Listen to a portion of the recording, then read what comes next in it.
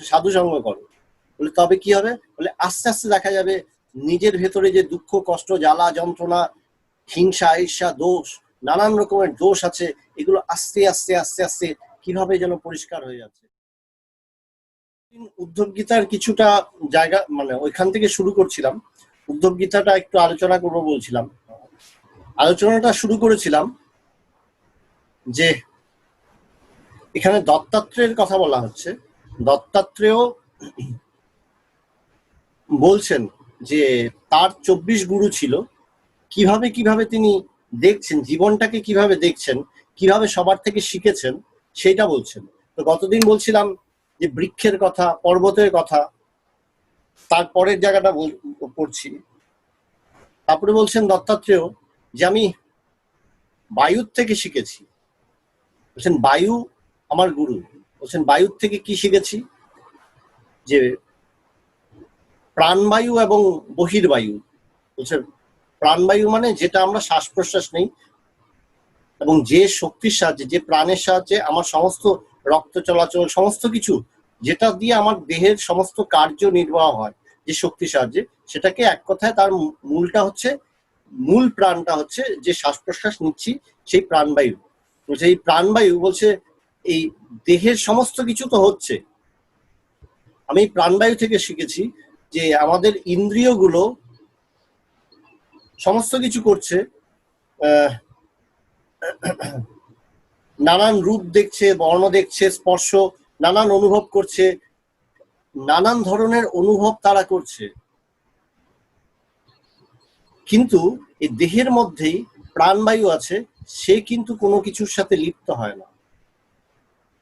ইন্দ্রিয় প্রত্যেকটা বস্তুর সাথে লিপ্ত হচ্ছে, সে কিন্তু নির্বিকার। ঠিক তেমনি বলছে বহির্বায়ু মানে আমাদের আশেপাশে যে বায়ু আছে, বলে সেই বায়ুটা কেমন? বলে সেই বায়ুটাও বয়ে চলে, অনবরত বয়ে চলছে। সে যখন ফুলের বাগান দিয়ে যাচ্ছে, সুন্দর গন্ধ বয়ে নিয়ে যাচ্ছে, বাজে নোংরা জায়গার উপর দিয়ে যাচ্ছে, তো নোংরা দুর্গন্ধটা বয়ে নিয়ে যাচ্ছে, কিন্তু কোনোটি কিছুই, কোনো গন্ধই কিন্তু তাকে যেন স্পর্শ করে না, সে কিন্তু বাস্তবিক নির্লিপ্ত। বলছে আমি বায়ুকে দেখে শিখলাম যে কি করে নির্লিপ্ত থাকা যায়, অভ্যাস করা। বলছে প্রত্যেকটা জিনিস কি জীবনের একটা জিনিস হচ্ছে আমাদেরকে ধীরে ধীরে অভ্যাস করতে হয়। বলে আধ্যাত্মিকতা কি? বলছে আমি আমার দেহ মনকে, সহজ করে যদি বলতে হয় এভাবে বলতে হয়, আমি আমার দেহ মনটাকে ব্যবহার করব, এমন ভাবে ব্যবহার করব যাতে কিনা আমি সব থেকে ভালো থাকতে পারি। সব থেকে ভালো থাকা বলতে, সেই সব থেকে ভালো থাকা বলতে আমরা সহজভাবে বলি স্বর্গে থাকা, যে আমার এই জীবনটাকে আমি স্বর্গ বানিয়ে দেব। এটাকেই বলা হচ্ছে এই অমৃতত্ব, যে আমি আমার দেহ মনকে এমন ভাবে ব্যবহার করব, আস্তে আস্তে নিজেকে দেহ মনের বাইরে এমন জায়গায় নিয়ে যাব, আস্তে আস্তে আস্তে আস্তে ধীরে ধীরে প্রতিষ্ঠিত করব, যে কোনো কিছুই আমার উপরে আর প্রভাব ফেলতে পারবে না।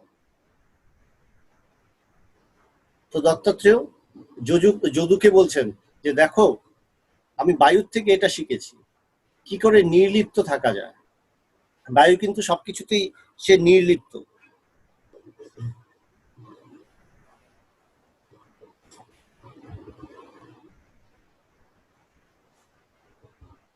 তারপরে বলছেন আকাশের কথা।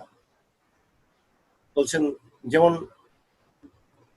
একটা ঘট, বলা হচ্ছে একটা ঘট, ঘটের ভেতর এবং বাইরে আকাশ আছে। ঘরটার ভেতরে যে ফাঁকা জায়গাটা, সে অংশেও আকাশ আছে, বাইরেও আকাশ আছে, কিন্তু ঘরটা কি আকাশটাকে, এই অখণ্ড আকাশকে কখনোই ভাগ করতে পারে? বলছে কখনোই সে ভাগ করতে পারে না। আমরা অন্তরাকাশ, ঘটের ভেতরে অন্তরাকাশ বলছি বটে, আবার বহির আকাশও বলছি, মানে ঘটের বাইরের আকাশ বলছি, কিন্তু বাস্তবিক সেই আকাশ কি কখনো ভাগ হয়? বলে ঠিক তেমনি যে এক আত্মা বা ব্রহ্ম কখনোই ভাগ হয় না। এই দেহ দ্বারা আমি দেহ ধারণ করলাম, এই দেহ ধারণ করে যেমন আকাশ, এই ঘট ঘটের ভেতরের যে আকাশ, সেই আকাশটা কি বাইরের আকাশ থেকে কখনোই আলাদা হচ্ছে? কখনোই কোনো রূপেই আলাদা হয় না। বলে ঠিক তেমনি আমি দেহ ধারণ করলাম বলে আমি কি আত্মা থেকে আলাদা হয়ে গেলাম, জীবাত্মা হয়ে গেলাম? মানে ঘটাকাশ আর বহিরাকাশ, ঘটের ভেতরে যে আকাশ সেটা ঘটাকাশ, বাইরে যে আকাশটা সেটা হচ্ছে বহিরাকাশ।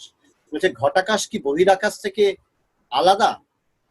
একটাই তো আকাশ, আকাশ তো একটাই। বলছে আত্মাও তেমনি একটাই, সেই একটা আত্মা, এই এক আত্মাই একটাই জিনিস, একটাই আকাশকে ঘট দ্বারা যেন ডিভাইড করা হয়েছে, যেন বিভাজ্য করা হয়েছে, কিন্তু বাস্তবে কখনোই বিভাজ্য হয় না।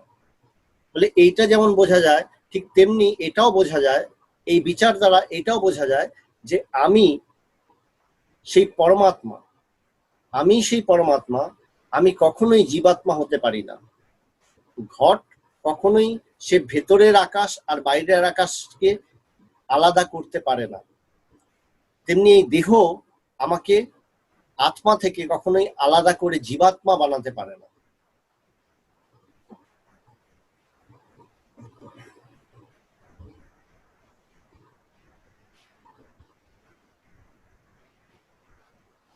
ব্রহ্মের সহিত আত্মার এই অভেদত্ব ভাবনার দ্বারা আত্মার স্থাবর জঙ্গম সবকিছুর মধ্যে আকাশের ন্যায় নিরবিচ্ছিন্ন ভাবে বর্তমান অথচ নির্লিপ্ত বলিয়া মুনি অনুভব করিবেন। বলছেন এইভাবে মনন করতে হবে, এইভাবে ভাবতে হবে যে দেখো সবকিছুর সাথেই আমি অভিন্ন। এই এই আকাশের বিচার দ্বারা আমি সবকিছুর সাথে অভিন্নত্ব, নিজেকে কখনোই বিচ্ছিন্ন করলাম না, সবকিছুর মধ্যেই আমি, সবকিছুর সাথে অভিন্নত্ব, এই জিনিসটাকে ভাবনা করতে হবে। সবকিছুই কিন্তু নির্ভর করে কি, যেমন প্রথমেই বললাম যে আধ্যাত্মিকতার মূল কথাটা কি, আমরা আমাদের চিন্তাগুলোকে এমন ভাবে সুন্দরভাবে সাজিয়ে তুলবো যেন আমি সমস্ত দুঃখ কষ্ট জ্বালা যন্ত্রণার পারে চলে যাই, কোনো দুঃখ কষ্ট জ্বালা যন্ত্রণা যেন আমাকে স্পর্শ করতে না পারে। বাস্তবিক কি, যতক্ষণ আমার ঘুমটা ভাঙছে না ততক্ষণ কিন্তু দুঃখ কষ্ট জ্বালা যন্ত্রণা আমার থাকবেই। তো এটাকে এইভাবে বলছেন ঠাকুর রামকৃষ্ণদেব, বলছেন একটা কাঁটা তুলতে হলে, পায়ে একটা কাঁটা ঢুকলো, কাঁটাটা তুলতে হলে কি করতে হবে? একটা সুই বা সেফটি পিন দিয়ে আমরা সাধারণত কাঁটাটাকে আস্তে আস্তে আস্তে আস্তে খুঁচিয়ে খুঁচিয়ে বের করে ফেলি, মানে আরেকটা কাঁটার দরকার, একটা কাঁটা তুলতে আরেকটা কাঁটার দরকার। তো ঠিক তেমনি এই এই যে মায়াটা আমাকে, যে মায়ার অবলম্বন করে আমি সংসার করি, সবসময় সংসারটাকে সত্য বলে ধারণা করে বসে আছি, যে সংসারটাকে ব্যবহার করছি, এবং এই সংসারটা ব্যবহার করে কি করছি, সুখ দুঃখ জ্বালা যন্ত্রণা নানান কিছুকে সবসময় ভোগ করে চলছি। বলে এর থেকে মুক্তির উপায় কি? বলে মুক্তির উপায় তোমাকে এই ভাবনাগুলো করতে হবে। ভাবো যে দেখো, বিচার করো, আকাশের মতন বিচার করো, তুমি সবকিছুর সাথে একই, কখনোই তুমি আলাদা কিছু হওনি, তুমি সবসময় আলাদা হতে চাও। নিজেকে প্রত্যেকটা মুহূর্তে আমি আলাদা আলাদা ভাবে প্রজেকশন করি। আমরা একজন মানুষই কত রকম ভাবে নিজেকে প্রজেকশন করি, কখনো ভালো, কখনো মন্দ, কখনো নানান ভাবে আমরা প্রত্যেকটা সময় প্রজেকশন করতে থাকি। এই কেউ বন্ধু হলাম, কারুর পিতা হলাম, কারুর মাতা হলাম, কারুর সন্তান হলাম, প্রত্যেকটা সময় কত ভাবে আমি নিজেকে প্রজেকশন করি। সবই যদি আমার মুখোশ হয়, তাহলে আমরা যদি ভাবি যে আসলে আমার অরিজিনাল চেহারা কোনটা, আমার আসলটা কোনটা, প্রত্যেকটা মিলিয়েই কিন্তু আমি, কোনোটাই আমার আলাদা নয়, সবকিছুর মধ্যেই আমি, সবকিছু নিয়েই আমি, এটাই হচ্ছে সত্য। তাই তুমি এইভাবে ভাবো, দেখবে আস্তে আস্তে যে কোথাও আমরা কি করি, জীবনটাকে ছোট ছোট করে দেখতে শুরু করি। ছোট ছোট করে দেখি কিভাবে, ছোট ছোট যেই করতে যাই, পার্ট পার্ট করতে যাই, তখন দেখি এইটুকু সময় দুঃখ পেয়েছি, যতটুকু সময় দুঃখ পেয়েছি, যেমন 24 ঘন্টায় দিন হচ্ছে, আমরা একটা দিনকে বলি 24 ঘন্টা, তো 24 ঘন্টার মধ্যে সকালবেলা আছে, দুপুরবেলা আছে, বিকেলবেলা আছে, সন্ধ্যা আছে, মধ্যরাত আছে, ভোর রাত আছে। কতটা সময় আছে, কত রূপ আছে তার। সবসময় কিন্তু একরকম থাকছে না। তা আমাদের জীবনেও দুঃখ কষ্ট জ্বালা যন্ত্রণা আমরা যে বলছি, বলে সবসময় কি দুঃখ? ঠিক আছে, বুঝলাম এখন খুব গভীর দুঃখ, আবার অল্প দুঃখ অনেকটা জীবনের সময় ছিল, আবার দুঃখ ছিল না, কষ্ট ছিল না, সেরকম সময় আমি অনেকটা কাটিয়েছি। প্রচুর সুখ পেয়েছি, প্রচুর আনন্দ করেছি, সেরকম সময় অনেকটাই পেয়েছি। জীবনটাকে যদি আমরা টুকরো টুকরো করে না দেখি, আমরা কি করছি, টুকরো টুকরো করে শুধু দুঃখটাকে ফোকাস করছি, জ্বালা যন্ত্রণাকে ফোকাস করছি, বা শুধু আনন্দটাকে ফোকাস করে আমি এমন ভাবে মেতে উঠলাম যে আমি ভুলেই যাচ্ছি, সমস্ত কিছুকে ভুলে যাচ্ছি। বলে এইভাবে না, জীবনটাকে পুরোটা দেখো, নিজেকে পুরোটা দেখো। গোটাটা নিয়েই তো তুমি, গোটাটা নিয়েই আমার আমিটা তৈরি হয়। আমি কারুর পিতা, আমি কারুর সন্তান, আমি কারুর বন্ধু, আমি কারুর শত্রু, আমি সবকিছু, আমি সবকিছু হয়েছি। তা আমি যখন সবকিছু হয়েছি, তেমনি আমার মধ্যে যে যখন আমি সবকিছু হচ্ছি, সেই অনুসারেই আমার মধ্যে কখনো কখনো সুখ দুঃখ জ্বালা যন্ত্রণা নানান কিছু যেন ছায়া পড়ছে। বাস্তবিক তাতে আমার কি আসলো গেল? কত দুঃখই তো কাটিয়েছি, তাতে কি আমার কিছু এসেছে গেছে? যেমন ছিলাম তেমনই তো আছি। প্রচুর দুঃখ হলো, যখন দুঃখ হচ্ছে তখন কাঁদছি, হয়তো যখন যন্ত্রণা হচ্ছে তখন ব্যথায় কাঁদছি, কাতরাচ্ছি, কিন্তু তাতে বাস্তবিক আমার কি হয়েছে? ধরো হাতটা ভেঙে গেল, যখন হাতটা ভেঙেছে ভীষণ ব্যথা পেলাম, 1 মাস 1.5 মাস খুব ভুগলাম, যে ভাঙা হাত নিয়ে খুব ভুগতে হয়েছে, কষ্ট করতে হয়েছে। 3-4 মাস পরে যখন হাতটা ঠিক হয়ে গেছে, তখন কিন্তু ভাঙা হাতের কথা ওইটা আমার স্মৃতি, তখন খুব লেগেছিল। তাতে আমার বাস্তবিক কি? তাই বলছে একটু সময় যেতে দাও, একটু সময় বয়ে যাক, দেখবে কোনো কিছুই কিছু না, বাস্তবিক কোনো কিছুই কিছু না।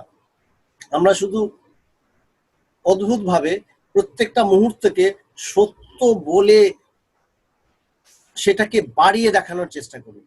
বলে আরে কেন এমন করছো? বলে গোটা জীবনটা দেখো, টোটালটা নিয়েই তুমি। এই এই করতে করতে কি হয়, আমার আমার প্রজ্ঞা বা আমার জ্ঞান এমন ভাবে স্থির হয়, আমি এমন ভাবে স্থির হয়ে যাই যে কোনো কিছুই, বাইরের কোনো কিছুই আমার উপরে আর প্রভাব পড়ে না। স্বামী পবিত্রানন্দজি ভগবানকে চিঠি লিখছেন, বহির্জগতে যাহা কিছুই ঘটুক না কেন, তা তোমার অন্তর্জগৎকে বিচলিত করিবে কেন? বলে এই অভ্যাসটা করতে করতে কি হয়, আমাদের এই জায়গাটায় আমরা পৌঁছে যাই যে তখন দেখি আমার অন্তর্জগৎ কখনোই কোনোভাবেই আর বিচলিত হয় না, সে সবসময় একই আছে, তার কোনো পরিবর্তন ঘটে না।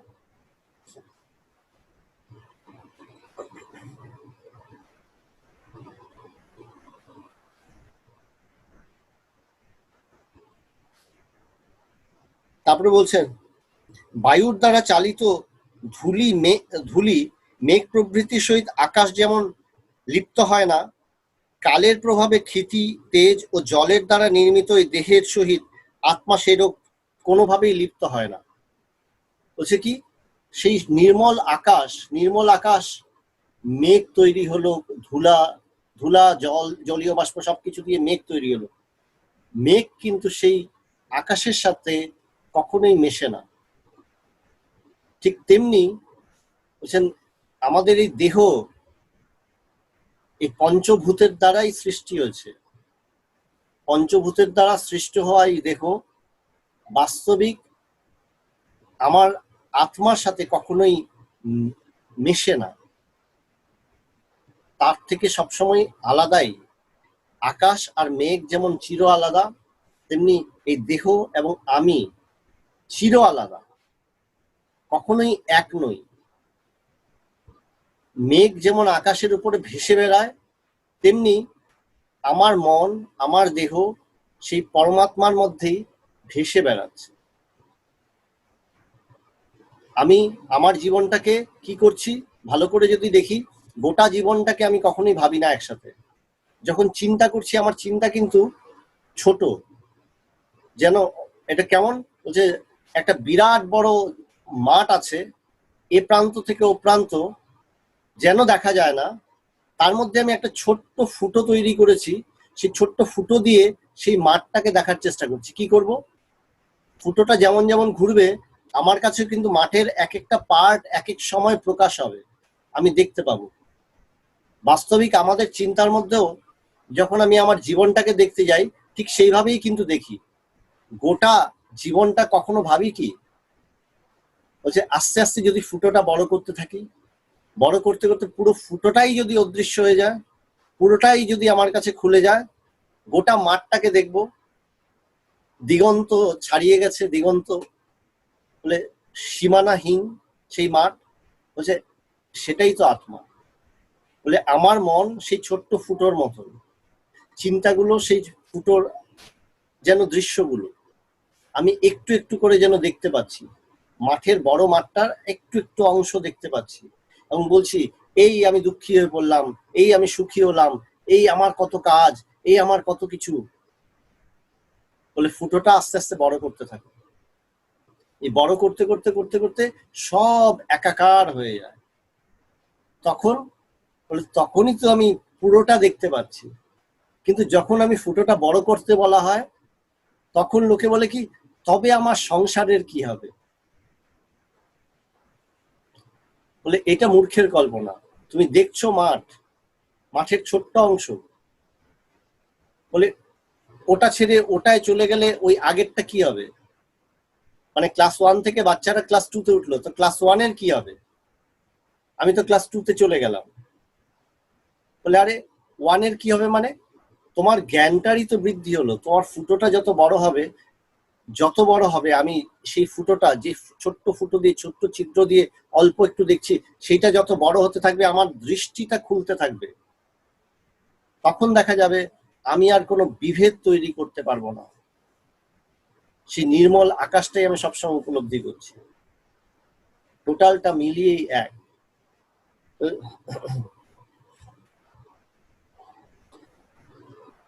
তারপরে এখানে ধীরে ধীরে চরিত্র গঠনের কথা বলা হচ্ছে, এটা অভ্যাসের কথা বলা হলো যে কিভাবে আমাকে ভাবতে হবে। বলছে এইভাবে চিন্তা করতে হবে প্রত্যেকটা, বলছে মুনি, মুনি এইভাবে ভাববেন।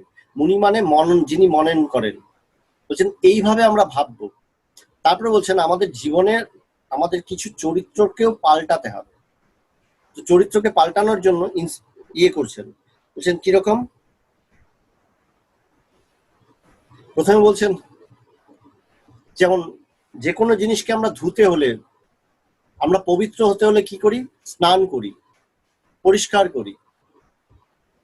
বলে জলের গুণ হচ্ছে, জল থেকে শিখছেন, বলছেন জলের গুণ কি, সবকিছুকে পরিষ্কার করে, পবিত্র করে। তেমনি বলছেন যে সেই জ্ঞানী পুরুষ, সেই জ্ঞানী পুরুষ প্রত্যেকটা মানুষ তার কাছে যখন যায়, তিনিও প্রত্যেককে পরিষ্কার করেন, তিনি কিন্তু কোনো কিছুতেই লিপ্ত হন না। তার চরিত্রটা এমনই যে তিনি আস্তে আস্তে তার সাথে থাকতে থাকতে আমার চিন্তা ভাবনাগুলো অটোমেটিক পাল্টে যায়। জলের গুণ এমনই, একটা কাপড়, নোংরা কাপড় জলের মধ্যে চুবিয়ে রাখলে আস্তে আস্তে আস্তে আস্তে জল কি করে সে কাপড় থেকে নোংরাটাকে টেনে বের করে নেয়। ঠিক তেমনি বলছেন একজন জ্ঞানী পুরুষ তিনি এরকম, তার কাছে যদি যাই, অনেক কালিমালিপ্ত এক জীবাত্মা তার কাছে গিয়ে হাজির হলো, বলে আস্তে আস্তে তার সংস্পর্শে থাকতে থাকতে বলে তার মধ্যে সেই পবিত্রতা দেখা যায়, সমস্ত কিছুই যেন ধুয়ে পরিষ্কার হয়ে যায়।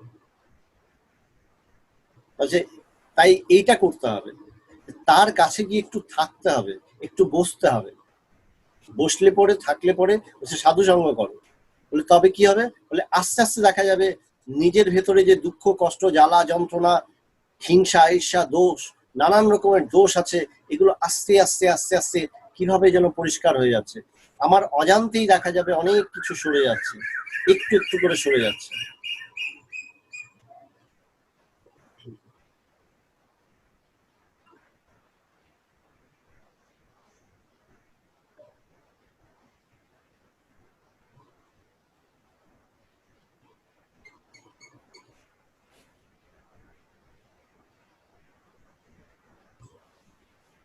তারপরে বলছেন, জ্ঞান প্রভাবে তেজযুক্ত, তপপ্রভাবে দীপ্তিমান, ক্ষোভরহিত এবং উদরপাত্র সম্বল, সংযত চিত্ত পুরুষ অগ্নিন্যায় সবকিছু ভোজন করিলেও মানসিক মলিনতা প্রাপ্ত হন না।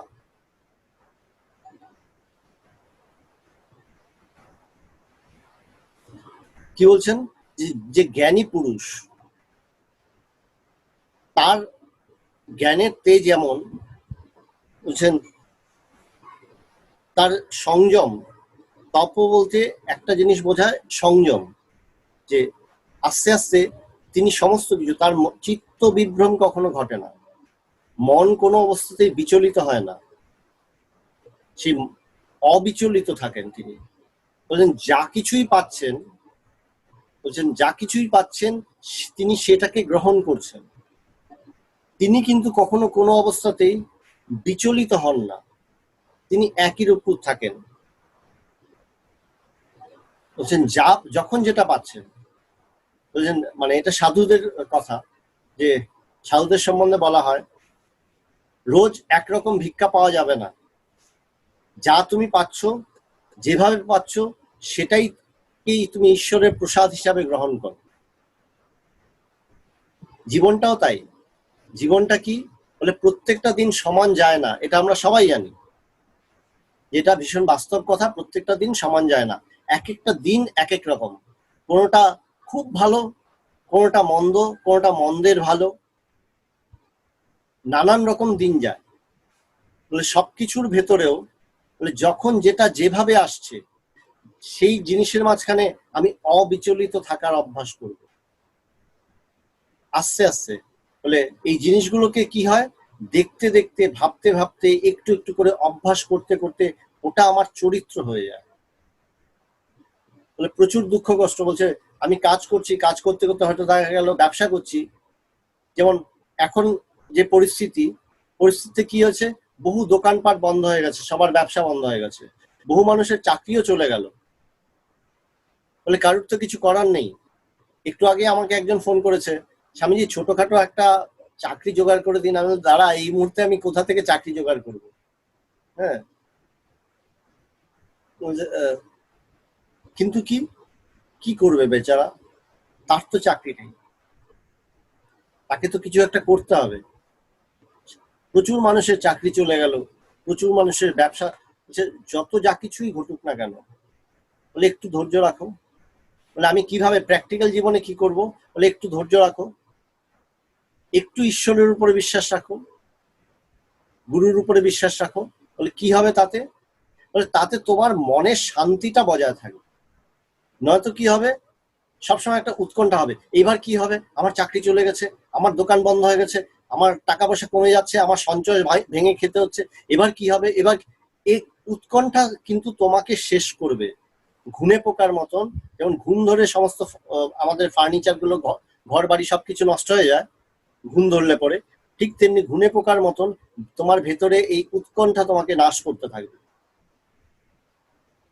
যখন যেটা যেভাবে তোমার কাছে আসছে সবকিছুকে ঈশ্বরের দেওয়া মনে করে, ঈশ্বরের পরীক্ষা মনে করে, বলে তাকে গ্রহণ করো। যখন তুমি গ্রহণ করবে, আমরা যখন সেটাকে গ্রহণ করি, ঈশ্বরের প্রসাদ হিসাবে গ্রহণ করি, তখন কিন্তু ভেতরে একটা নিশ্চিন্ত বোধ থাকে। সেই নিশ্চিন্ত বোধটা কিন্তু আমাকে আর জ্বালায় না। আমার নিশ্চিন্ত বোধটা আসল, ওই জায়গাটা আমাকে দরকার।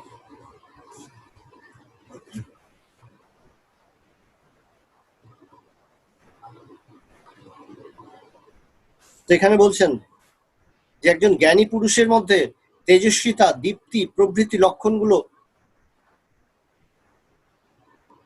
এই এই যে লক্ষণগুলো, তেজস্বিতা, দীপ্তি, এই জিনিসগুলো একজন জ্ঞানীর মধ্যে দেখা যায়।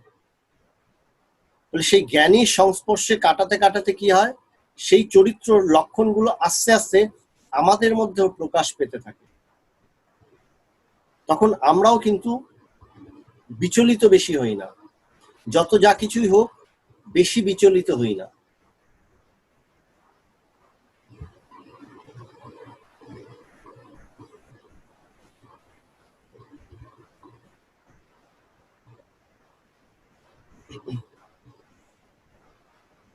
অগ্নি কখনো ভস্মাচ্ছাদিত, কখনো বা প্রকাশিত থাকে।